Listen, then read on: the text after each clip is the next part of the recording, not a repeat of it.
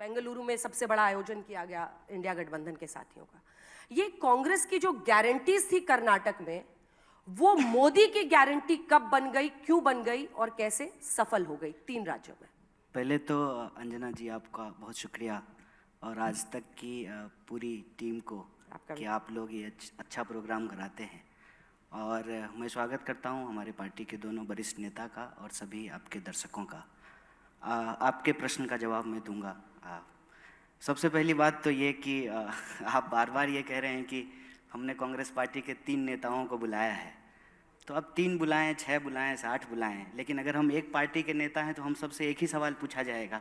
ऐसा तो होगा नहीं कि पवन जी से अलग सवाल पूछा जाएगा, हमसे अलग सवाल पूछा जाएगा, और हमारा जवाब भी एक ही होगा अगर हम एक पार्टी के हैं तो। और दूसरी बात, आपने कहा कि मीडिया पे दोष मत मढ़िए, बिल्कुल ठीक बात है। आज तक तो हम लोग यही पढ़े थे कि मीडिया लोकतंत्र का चौथा स्तंभ है और मीडिया अक्सर विपक्ष के साथ होता है। कोई सवाल जो है वो सत्ता से पूछता है। मुझे इस पे कोई गिला शिकवा नहीं है, क्योंकि आपने एक शायरी पढ़ी थी तो हम भी एक पढ़ देते हैं आपके लिए कि हमने इस दौर के अंदाज निराले देखे, फैसला कत्ल का कातिल के हवाले देखे। तो कोई बात नहीं है, ये वक्त की बात है और बिल्कुल आप पे कोई दोषारोपण नहीं है, गिला शिकवा नहीं है। और आपने कहा कि कांग्रेस पार्टी हार गए, आप बीच में ये भी कहा आपने कि राहुल गांधी हार गए। कांग्रेस पार्टी हारे, राहुल गांधी हारे हैं, ये 2 अलग अलग चीज़ नहीं है, ये एक ही बात है। पार्टी की जीत में राहुल जी की जीत है और पार्टी के हार में राहुल जी की हार है।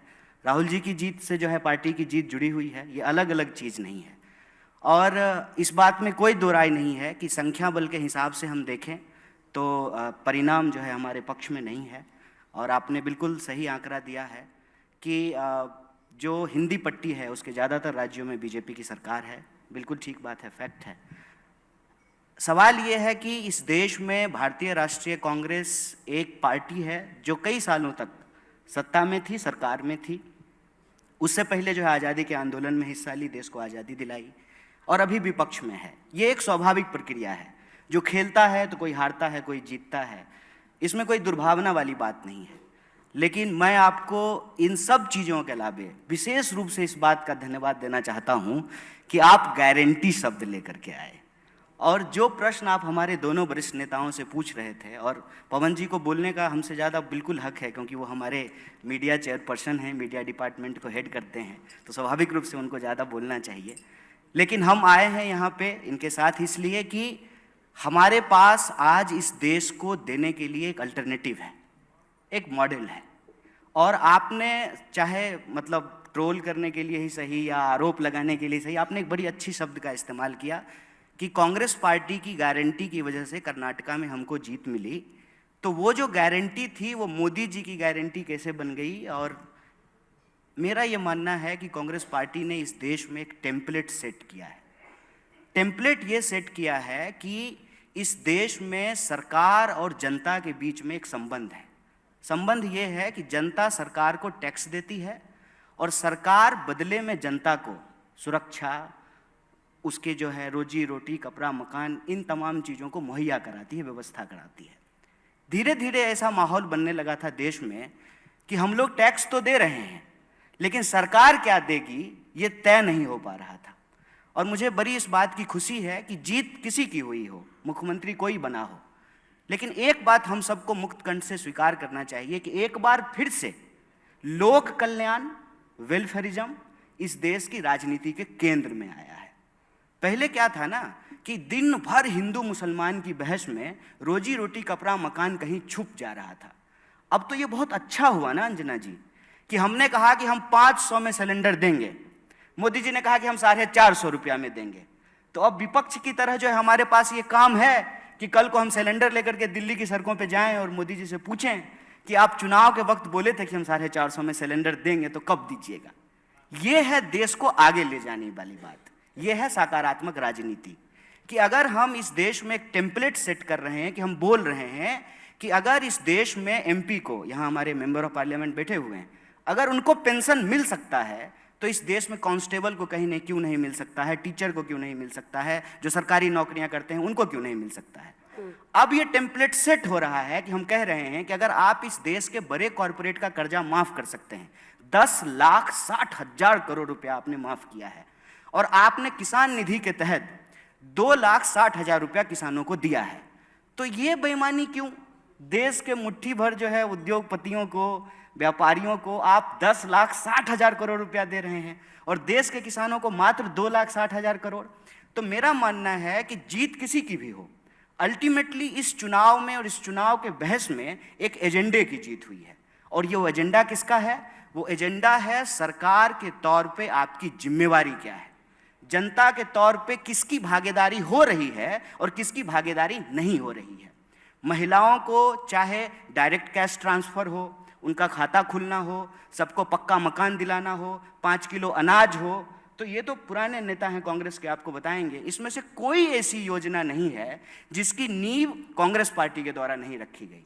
इंदिरा आवास योजना के तहत गरीबों को पक्का मकान बनाया जाता था। पीडीएस सिस्टम के तहत जो है गरीबों को जो है अनाज दिया जाता था। और डायरेक्ट कैश ट्रांसफर करने के लिए इस देश में आधार की योजना लाई गई। पहली बार ऐसा हुआ कि बायलैटरल एंट्री से कांग्रेस पार्टी एक ब्यूरोक्रेसी का सिस्टम लेके आई कि हम आधार कार्ड बनवाएंगे, सबका खाता खुलवाएंगे और डायरेक्ट कैश ट्रांसफर करेंगे। और मैं आपको याद दिला दूं कि 2019 में कांग्रेस पार्टी का जो एजेंडा था उसमें राहुल जी ने बार बार एक योजना की बात की थी, उन्होंने न्याय की बात की थी कि पूरी दुनिया में जब यूनिवर्सल इनकम की बात हो रही है, अगर हम ये कह रहे हैं कि दुनिया में भारत जो है फास्टेस्ट ग्रोइंग इकोनॉमी है, 5 ट्रिलियन की इकोनॉमी हम बन जाएंगे, तो फिर हमको ये देखना पड़ेगा कि धन का बंटवारा क्या है। जैसे अगर हम ये देखेंगे ना, अगर हम आज तक चला रहे हैं मान लीजिए, या ललन टॉप चला रहे हैं, तो अंजना जी को कितना सैलरी मिल रहा है और अंजना जी का दफ्तर साफ करने वाला जो स्वीपर है उसको कितनी सैलरी मिल रहा है। एक अंजना जी की सैलरी में कितने ड्राइवरों को सैलरी मिल सकता है। ये जो धन का बंटवारा है ये देखना पड़ेगा, क्योंकि आंकड़ा ये कहता है कि इस देश में 1% लोगों के पास 99% प्रॉपर्टी अकोमुलेट हो गई है। तो 99% जो लोग हैं उनके पास जो है दोबारा रोजी के लिए, रोजगार के लिए, शिक्षा के लिए, कपड़े के लिए, उनके बच्चों के जो है भविष्य के लिए सरकार क्या उपलब्ध कराएगी। और मैं बहुत खुश हूं इस बात से, चुनावी परिणाम जो भी हो, कि एजेंडा कांग्रेस पार्टी का जीता है। और आप जान लीजिए कि जाति जनगणना का प्रश्न जो कांग्रेस पार्टी उठाई, उसमें किसी जाति को किसी जाति से लड़ाने का सवाल नहीं है, सबकी भागीदारी सुनिश्चित करने का सवाल है। आपका छीन करके किसी को नहीं दे देना है, लेकिन जिसको नहीं मिल पा रहा है वेल्थ का रीडिस्ट्रीब्यूशन कैसे करेंगे, ये सारे एजेंडे राजनीति में आए हैं। देश के नौजवान इस पे बात कर रहे हैं और विपक्ष ने जो यह सवाल उठाया, जो गारंटी की बात की, फ्री बिजली देंगे, महिलाओं को फ्री बस यात्रा कराएंगे, 500 रुपये में सिलेंडर देंगे, डायरेक्ट कैश ट्रांसफर करेंगे, किसानों का कर्जा माफ करेंगे, जो लोन लेकर के स्टूडेंट पढ़े हैं उनका लोन कम करेंगे, रोजगार की गारंटी करेंगे, यूनिवर्सल इनकम के आधार पर न्याय योजना लेकर के आएंगे। इन सवालों से ये हुआ है कि मोदी जी को भी राजस्थान में कन्हैया लाल करते करते ये कहना पड़ा कि हम 450 में सिलेंडर देंगे। और जब एक बार मोदी जी ने कह दिया तो जो सवाल पूछ रहे थे प्रमोद जी, वो सवाल अब हम भी पूछ सकते हैं फिर से कि आपने तो कहा था कि हम 15 लाख आपके खाते में पहुंचाएंगे, हर साल 2 करोड़ नौकरी देंगे, आपने कहा था कि 2022 तक पक्का मकान बना देंगे, बुलेट ट्रेन कब चलेगा। तो देश के लोगों का सवाल राजनीति के केंद्र में रहेगा। और हमारा मानना है कि इस परिणाम को ऐसे देखना चाहिए कि कांग्रेस पार्टी ने जो टेम्पलेट सेट किया है इस देश में वेलफेयरिज्म का, भागीदारी का, सबके न्याय का, उसकी जीत हुई है, जनता के बीच में पहुंच रही है। तो आपके क्षेत्रीय नेता सॉफ्ट हिंदुत्व को, चाहे वहां पर हनुमान जी का मंदिर बनाना हो कमलनाथ जी का, या फिर एक यात्रा हनुमान जी के लिए निकालनी हो, या फिर धीरेन्द्र शास्त्री के कदमों में जाकर यह कहना हो कि हिंदू राष्ट्र होना चाहिए, क्या कांग्रेस के लिए भी ये एक बड़ा मैसेजिंग है कि अल्टीमेटली आपको ये कॉकटेल अब इंडिया में बनाना पड़ेगा, Hindu majoritarianism is to stay? देखिए, आप मैंने इस देश की आध्यात्मिक परंपरा को कॉकटेल कह रहे हैं, ये तो ठीक बात नहीं है। इस देश में ज़्यादातर लोग हिंदू हैं, हिंदू रीति रिवाज को मानते हैं। यहाँ ही हम लोग 3 लोग बैठे हुए हैं, तो क्या प्रैक्टिस करते हैं उसको छोड़ दीजिए, लेकिन सबके नाम से ही पता चल रहा है कि हिंदू हैं। मेरा तो नाम कन्हैया है, आपका अंजना है, अंजनी पुत्र पवन सुतनामा। तो कहने का पॉइंट ये है कि जब आप इसको एक राजनीतिक दल या विचारधारा से जोड़ते हैं तो उसमें एक फ़र्क होता है। जैसे हर पुरुष पुरुषवादी नहीं होता है, वैसे ही हर हिंदू जो उस आध्यात्म में भरोसा करता है, जीने के तरीके में भरोसा करता है, पाप पुण्य सही गलत स्वर्ग नरक को मानता है, वो भी जो है ना हिंदूवादी नहीं होता है। ये एक राजनीतिक विचारधारा है। अगर आप राजनीतिक विचारधारा की बात कर रहे हैं, अगर मैं सही हूं, तो राजनीतिक विचारधारा में ना ये सॉफ्ट और हार्ड नहीं कहना चाहिए। ये मीडिया के द्वारा गढ़ा गया टर्म है। जहर जहर होता है, सांप का बच्चा भी उतना ही जहरीला होता है जितना वयस्क होता है। और हम लोग कोई क्रीम थोड़ी बेच रहे हैं मैडम, कि मुंह में लगाने का अलग क्रीम, तलवा में लगाने का अलग क्रीम, ये थोड़ी होता है। एक राजनीतिक विचारधारा है वो, और वो राजनीतिक विचारधारा जिसको आपने कहा कि हिंदुत्ववादी, उसको बीजेपी रिप्रेजेंट करती है। लेकिन कांग्रेस पार्टी हिंदुइज्म, जो इस देश का सांस्कृतिक इतिहास है, जो आध्यात्मिक परंपरा है, उसको हमेशा से मानती है। सत्यमेव जयते हमारे देश के राष्ट्रीय चिन्ह पे लिखा हुआ है, तो ये बीजेपी के पैदा होने से पहले से लिखा हुआ है ना। 1980 में बीजेपी बनी है, देश को 47 में आज़ादी मिली, 50 में संविधान लागू हुआ। तो जो भी आपको परंपरा दिखती है वो परंपरा तो चली आ रही है, और ये कांग्रेस पार्टी के बनने से भी पहले से चली आ रही है, ये गांधी जी के पहले से भी चली आ रही है। तो देश के 5000 साल के इतिहास को इस तरीके से हमको ना तू मैं की बहस में जो है रिड्यूस नहीं करना चाहिए। और कांग्रेस पार्टी ने कभी भी इस देश में किसी भी धर्म को कमतर करके नहीं आंका है। सर्वधर्म समभाव जो गांधीवादी चिंतन है उसको रिप्रेजेंट किया है। रघुपति राघव राजा राम, पतित पावन सीताराम, ईश्वर अल्लाह तेरो नाम, सबको सन्मति दे भगवान। हम सुखी, संसार सुखी तो हम सुखी। ये भारतीय चिंतन परंपरा है। मेरे ख्याल से उसको कॉकटेल आपको नहीं कहना चाहिए, ये शब्द नहीं कहना चाहिए आपको। और राजनीतिक जीत के लिए हम कहते हैं कि रणनीति जब हम बना रहे हों तो एक बात का खास ध्यान रखना चाहिए कि कीचड़ से कीचड़ को नहीं साफ किया जाता है। भाजपा को हराने के लिए हमको भाजपा जैसा हो जाने का जरूरत नहीं है।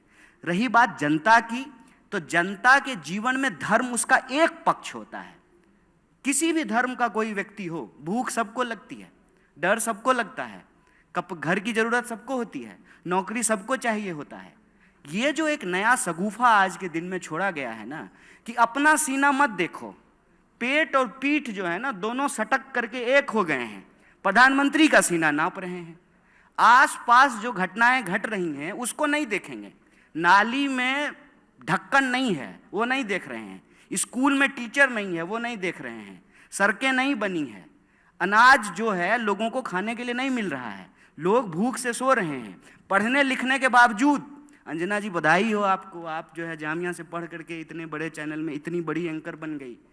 आज जो आपके जूनियर हैं जो पढ़ रहे हैं, दर दर भटक रहे हैं बेचारे, उनको नौकरियां नहीं मिल रही है। एलुमनाई मीट में जाइएगा तो पूछिएगा, 45 साल में देश में सबसे ज़्यादा बेरोजगारी है। ये सवाल है, इस सवाल पे हमको बार बार आना पड़ेगा। अलग बात है कि जो पवन जी थोड़ा तल्ख हो जा रहे हैं, लेकिन उनका रंज इसी बात से है। आपने कहा ना कि हम ऑब्सेस्ड हो रहे हैं पवन जी हमसे, आपसे ऑब्सेस्ड नहीं हो रहे हैं। सवाल ये है कि मीडिया के बारे में आज तक हम लोग यही जानते समझते आए थे कि मीडिया निष्पक्ष होता है। उसको उतनी ही खुशी होगी जब बीजेपी जीतेगी और उतनी ही खुशी होगी जब कांग्रेस जीतेगी। सरकार किसी भी की हो, सवाल पूछना है, प्रधानमंत्री कोई भी हो, उनसे प्रश्न करेंगे, इतनी ही सी तो बात कह रहे हैं। लेकिन आप भी टची हो रहे हैं, बुरा मान जा रहे हैं। कोई टची नहीं हो रहा है, आप चिंता ना करें, वो और लोग होंगे जो टची होते होंगे।